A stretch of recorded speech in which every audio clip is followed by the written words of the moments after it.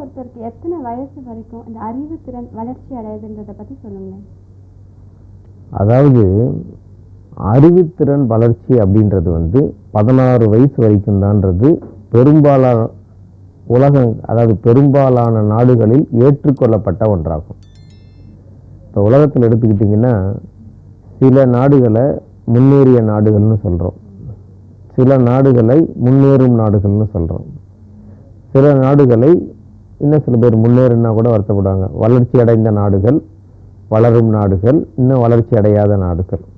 So நாடு வளர்ச்சி அடைகிற மாதிரி அறிவும் வளர்ச்சி அடையுது.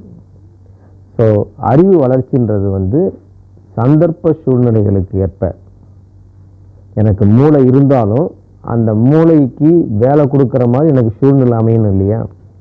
ஸோ அதுக்கு ஏற்ற மாதிரி நான் அறிவை வளர்த்துக்கிறேன், தேவைக்கு ஏற்ற மாதிரி வளர்த்துக்கிறேன்.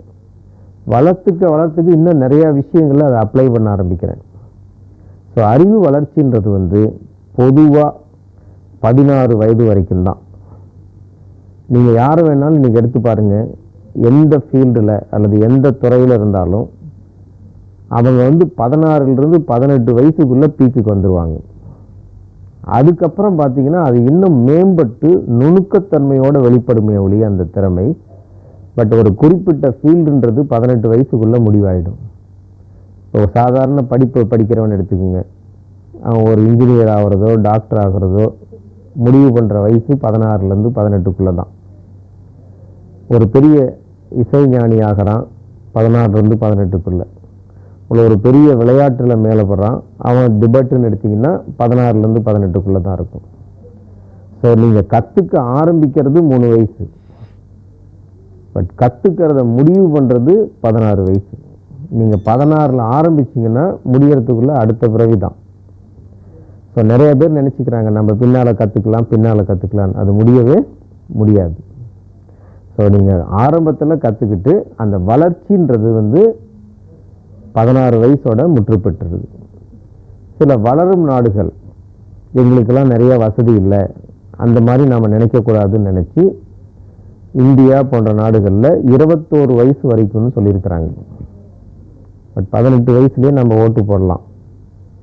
ஸோ 21 வயசுன்றது இப்போ ஏற்றுக்க முடியாத ஒன்றாகும். முதல்ல சொல்லியிருந்தாங்க 21 வயசு வரைக்கும்ட்டு.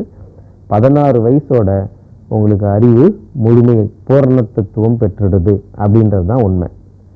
அதுக்கப்புறம் என்ன ஆகுதுன்னா, நான் கற்றுக்கிட்ட தெரிஞ்சுக்கிட்ட அல்லது வளர்த்துக்கிட்ட ஒரு குறிப்பிட்ட துறை நுணுக்கமடையுது, ரொம்ப ரிஃபைன் ஆகுது.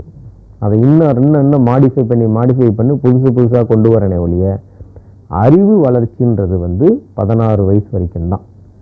அதனால தான் நீங்கள் 16 வயசுக்கு அப்புறம் நீங்கள் அவ்வளோ புதுசாக இல்லை. ஏன்னா அதுக்கப்புறம் நீங்களே டிசைட் பண்ணுற நிலைமைக்கு வந்துடுறீங்க. அப்புறம் உங்களை சொல்லிக் கொடுக்க முடியாது, கற்றுக்க வைக்க முடியாது, கற்றுக்கொள்ளவும் முடியாது. இதனால தான் 5ல் வளையாதது 50ல் வளையாதுன்னு சொல்லி வச்சது. ஸோ அறிவு வளர்ச்சின்றது பூர்ணத்துவம் பெறுறது 16 வயசு. இதை நல்லா ஞாபகம் வச்சுக்கணும். அதுக்கப்புறம் புதுசாக எதையாவது கற்றுக்கணும்னு ஆரம்பித்தா நிச்சயமாக முடியவே முடியாது.